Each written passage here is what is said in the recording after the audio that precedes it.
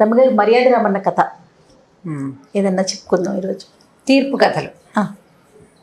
తీర్పులు మళ్ళీ పిచ్చి పిచ్చి తీర్పులు కాదు, బాగా తెలివైన తీర్పులు, తెలివితేటలతో కూడినవి. ఒక ఊళ్ళో రామయ్య సోమయ్య ఇద్దరు ఫ్రెండ్స్ ఉన్నారు. ప్రతి చోట వాళ్ళే ఎందుకుంటారన్నారు, వాళ్ళే పెడదాం. అయితే ఈ రామయ్య సోమయ్య ఇద్దరు కలిసి ఏదో బతుకు తెరువు కోసం పట్టణానికి వెళ్దాం అనుకుంటే సరే ఏం చేశారు, ఈ ఊళ్ళ నుంచి పట్టణాలు వెళ్ళాలంటే ఏదో సింపుల్ గా బస్ ఎక్కి వెళ్ళిపోయే వ్యవహారం కాదు కదా. బళ్ళు అందరికీ బళ్ళు ఉంటాయి ఏమిటి, బళ్ళు లేని వాళ్ళు ఏం చేయాలి, ఏదో నడిచిపోయేవాళ్ళు. ఏదైనా దారిలో లిఫ్ట్ దొరికితే ఎడ్ల బండో ఏదైనా పొలాల మీదకి వెళ్తుంది, బాట మీద వెళ్ళేది, ఆ బండికి ఎక్కడో దిగేవాళ్ళు. ఇంకా కొంచెం ముందుకి అట్లా పోయి వెళ్తుండేవాళ్ళు. అయితే వీళ్ళు ఏం చేశారట, బాగా నడిచి ఒకటి రెండు రోజులు ప్రయాణం చేసి ఓ పూటకోళ్ళమ్మ ఇంట్లో రాత్రికి పడుకున్నారు. పూటకోళ్ళమ్మ ఏం చేసినట్టు పేదరాశి పెద్దమ్మ అందం పోని, మన వాళ్ళకి పేదరాశి పెద్దమ్మ అంటే బాగా ఇంట్రెస్టింగ్ గా ఉంటుంది. అవును, ఈ పేదరాశి పెద్దమ్మ సరే వాళ్ళిద్దరితో కష్టం సుఖం కనుక్కుంది. ఆ పూట అక్కడ సాయంకాలం నుంచి పడుకున్నారు, కబుర్లు చెప్పుకున్నారు. మర్నాడు పొద్దున వెళ్ళేటప్పుడు పేదరాశి పెద్దమ్మ పొద్దున్నే చేరుకో అంతా చద్దనం పెట్టి ఏం చేసిందట, రొట్టెలు కట్టించింది మధ్యదారిలో తినడానికి. వీళ్ళు ఏదో ఒక పావలా 10 పైసలు ఆవిడకి ఇచ్చుంటారు పాపం. సరే ఏం చేసింది, పెద్ద పెద్ద రొట్టెలు చేసి ఈ రామయ్య సోమయ్య ఇద్దరు ఉన్నారు కదా, సోమయ్య ఏంటంటే ఇతరులకి సహాయం చేసే గుణం కలిగిన వాడు, రామయ్యకి కొంచెం అది తక్కువ, కొద్దిగా స్వార్థపరుడుగా అనిపిస్తాడు. మాటలను బట్టే కదా మనకు తెలుస్తుంది. పేదరాజు పెద్దమ్మ చాలా తెలివైందని చెప్పుకుంటుంటాం మనం. అందుకని ఈవిడ ఏం చేసింది, రామయ్యకి 2 రొట్టెలు, సోమయ్యకి 3 రొట్టెలు ప్యాక్ చేసి ఇచ్చింది. ఎవరైనా కనిపిస్తే దానం చేస్తాడో లేకపోతే తనే తింటాడో ఇంకేదో చేస్తాడు, తెలివిగా కాస్త ఇతరులకు సహాయం చేసే గుణం ఉంది కాబట్టి ఇచ్చింది. సరే వీళ్ళు బాగా నడిచి మొత్తానికి ఓ చెరువు దగ్గర ఎక్కడికో చేరారు. మధ్యాహ్నం ఓ చోట కూర్చున్నారు. రొట్టెలు తీసి చూసేసరికల్లా, చూసారా పేదరాజు పెద్దమ్మ, నాకు 2 పెట్టి మీకు 3 పెట్టిందంటే ఈ స్వామి అన్నాడు, దాందేముంది పంచుకుని తిందాంలే, ఏదో యథాలాపంగా పెట్టుంటుంది. ఒకటే దాంట్లో మూట కడితే ఒక మనిషే మోయాల్సి వస్తుందని 2 చిన్న మూటలు కట్టింది, ఇచ్చింది. రొట్టెలు అంటే ఒట్టి రొట్టెలే ఇవ్వరు కదా, ఓ అంత కూర, ఓ ఇంత పచ్చడి, ఓ చిన్న బెల్లం ముక్క కూడా ఇస్తారు. ఇన్ని 4 వస్తువులు అయినాయి కదా, అందుకని అట్లా గట్టి ఉంటుందని చెప్పాడు. ఈ లోపల ఏమైంది, దూరం నుంచి ఒక అతను ఎవరో వస్తుంటే సరే ఏమండి ఏ ఊరు ఏంటి మాట్లాడుకుంటారు కదా బాటసార్లు, అక్కడ ఎక్కడి నుంచో వస్తున్నానండి, వచ్చే దారిలో దెబ్బంతా పోయింది, ఏమీ లేదు, ఈ పక్క ఊర్లో మా స్నేహితుడు ఒకడున్నాడు, సాయంత్రానికి చేరగలనో లేదో అని చెప్పాడు. అనేసరికల్లా ఇతను అన్నాడు, డబ్బులు ఎప్పుడు పోయినాయి ఏమిటి కనుక్కున్నారు. నిన్నే పోయినాయి డబ్బులు అంటే అతని దగ్గర ఏమీ డబ్బు లేదు, నిన్నంతా తినుండాడు పాపం. ఇలా అన్నారు. ఈ సోమయ్య గారే అన్నాడు, అయ్యో మీకు నిన్నటించే డబ్బులు లేకపోతే మీరు ఏం తిన్నారు అనండి, మాతో కూర్చోండి కలిసి తిందాం, మా దగ్గర ఏవో ఉన్నవే 4 రొట్టెలు ఉన్నాయి అనుకోండి, 5 రొట్టెలు ఉన్నాయి, పంచుకుని తిందాం, మాతో పాటు తినండి అని అన్నారు. అయితే ఇతను ఏమన్నాడంటే, డబ్బులు పోయినాయంటే మరీ పోలేదండి, ఏదో కొద్దిగా ఉన్నాయండి, పెద్ద అమౌంట్ పోయింది, నిన్న తిన్నాను, నాకు పెద్ద ఆహారం అక్కర్లేదండి, కొద్దిపాటి డబ్బులు ఉన్నాయి, 2 దాచుకునే డబ్బు ఉంది, పెద్ద అమౌంట్లు పోయినాయి, సామాన్లు పోయినాయి అన్నాడు. అనేసరికల్లా సరే పంచుకుని తిందామన్నారు. 3 పంచుకుని తిన్నారు. అతను ఏం చేశాడు, ఇప్పుడు వీరు తను వెళ్ళవలసిన ఊరు దగ్గరలోనే ఉందని వీళ్ళ వల్ల తెలుసుకున్నాడు.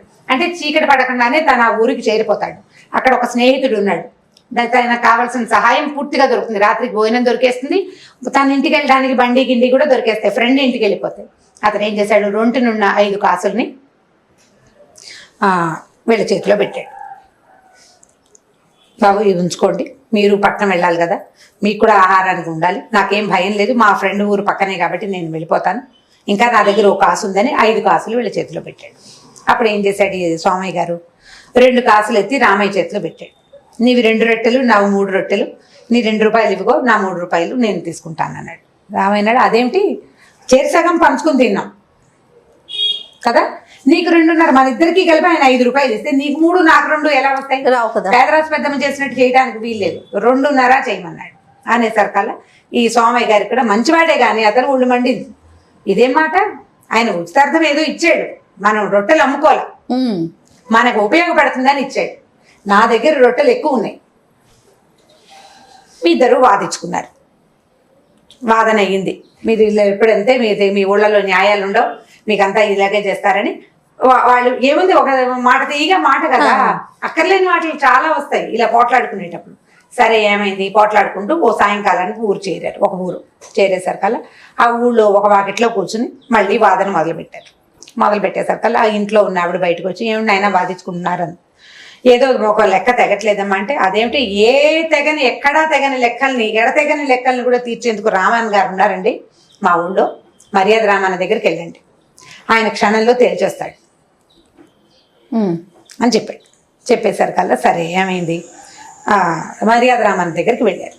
వెళ్ళి చెప్పారు ఇద్దరు ఏం జరిగింది అంతా వివరంగా చెప్పాక ఈయన ఏం చేశాడు, చాలా బాగుంది, చాలా మంచి మాట, ఈ లెక్కలో ఓ చిన్న మార్పు, రూపాయే నీకు రావాలి, ఒక నాణ్యమే నీకు వస్తుంది,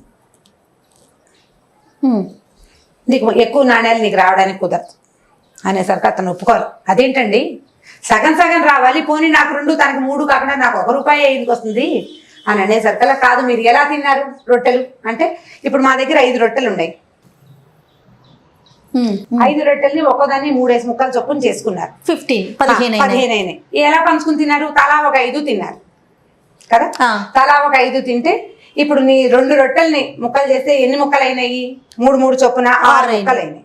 5 ముక్కలు నువ్వే తిన్నావు, 5 ముక్కలు నీ దాంట్లో నువ్వే తిన్నావు, నీ దగ్గర మిగిలింది ఎంత, 1 ముక్క. ఇప్పుడు రామయ్య గారిని సోమయ్య తిన్నవెన్ని, తన 5 ముక్కలు తిని తన దాంట్లో నుంచి 4 ముక్కలు అతనికి ఇచ్చాడు, నువ్వు ఇచ్చింది ఎన్ని ముక్కలు, 1. ఇప్పుడు నీకు ఎన్ని డబ్బులు రావాలి, అతను 5 రూపాయలు ఇచ్చాడు, 5 ముక్కలకి 4 రూపాయలు సోమయ్యకి వెళ్తే 1 రూపాయి నీకు వస్తుంది. మొదటి లెక్కతో ఒప్పుకుని ఉంటుంటే అతనికి 3 నీకు 2 సరిపోయేవి, కానీ నువ్వు ఒప్పుకోలేదు, నీ రొట్టెలు 2 నేను ఒప్పుకోలేదు, నువ్వు నీ ముక్కలు నువ్వు తినేసావు కాబట్టి అయిపోయింది తీరు. వచ్చిన ప్రజలందరూ ఆశీర్వాదాలు ఎంత సింపుల్ గా తీర్చారండి. వీళ్ళు ముక్కలు చేశాము అని కనుక చెప్పకపోయి ఉంటే ఇంకో రకంగా ఉండేది. రొట్టెని 3 ముక్కలు చేసుకున్నారు, ముగ్గురం ఉన్నాం కదా, ముక్కలు పంచుకుని తినేశారు. చాలా సింపుల్ గా ఒక లెక్క తేల్చేశారనమాట. వచ్చిన వాళ్ళు చుట్టుపక్కల ఉన్న 1-2-3 కూర్చుంటారు కదా ఊళ్ళల్లో, అందరూ విశేషంగా చెప్పుకున్నారు. అసలు రామన్న గారి తెలివి ఎలాంటి చిక్కు లెక్క అయినా సరే క్షణంలో తీర్చేస్తారు. వీళ్ళు 2 మధ్యాహ్నం నుంచి పోట్లాడుకుంటున్నారు, సాయంత్రం అయినా పోట్లాట తెగలేదు. ఆయనకి ఇందులో ఏదో ఒక తిరకాల్సి ఉంది, లెక్కలో తేడా ఉందని సోమయ్యకి తెలుస్తోంది, కానీ ఆ ధర్మ సూక్ష్మం అతనికి అర్థం కాలేదు. విన్న అవతల వ్యక్తి కంటే రామన్న గారికి ఈ క్లారిటీ వచ్చేసింది అనమాట. సో వెంటనే ఈ ఊళ్ళో వాళ్ళందరూ ఆయన్ని చాలా మెచ్చుకున్నారు. వీళ్ళు కూడా ఇంకా అక్కడి నుంచి డిస్పర్స్, అతను పద్ధతి తప్పే కొంత మటుకు అక్కడి నుంచి డిస్పర్స్ అయిపోయారు. వాళ్ళిద్దరు ఇంకా కలిసి వెళ్ళలేదు. లైక్ మైండెడ్ పీపుల్ తోటి ప్రయాణం చేయాలి. మనం ఎక్కడికైనా వెళ్ళేటప్పుడు ఫ్రెండ్స్ తోటి పిక్నిక్కి వెళ్తాం, ట్రిప్స్కి వెళ్తాం, ఎక్కడికైనా వెళ్తాం, మనలాంటి ఆలోచన ధోరణి ఉన్న వాళ్ళతోటే ప్రయాణాలు చేయాలని చెప్తారు. లేదంటే జర్నీ అంతా కూడా స్పాయిల్ అయిపోతుంది, ప్రయాణం అంతా పాడైపోతుంది, ఇబ్బందులు పాలవుతాం. మనం ఎవరికైనా సహాయం చేయాలని చూస్తే మనతో ఉన్నవాడు వద్దంటాడు. ఏదైనా చేయకూడని పనికి వాడు ఉత్సాహం చూపించవచ్చు, మనం ఉత్సాహం చూపించకపోవచ్చు, ప్రమాదాల పాలవుతాం. ఇప్పుడు మనం కొంత వెనక్కి తీసే మనస్తత్వం ఉందనుకో, మనతో ఉన్నవాడు కూడా వెనక్కి తీసేవాడైతే సులువుగా ఉంటుంది. అది ఆలోచించుకోవాలి. అందుకని ప్రయాణాలు చేసేటప్పుడు తప్పకుండా మనలాంటి మనస్తత్వం ఉన్న వాళ్ళతోటే వెళ్ళాలని రామన్న గారు ఆ ఊరి ప్రజలకి తెలియజేశారు. దీనివల్ల నీతి అది. చాలా బాగుంది రమ్మగారు. ఇంకొక స్టోరీతో మళ్ళీ కలుద్దాం. తప్పకుండా చేయండి. నమస్తే. ఇక ఈ వీడియో కనుక మీకు నచ్చినట్లయితే లైక్ చేయండి, షేర్ చేయండి. మరిన్ని వీడియోస్ కోసం మా ఛానల్ని సబ్స్క్రైబ్ చేసుకోండి.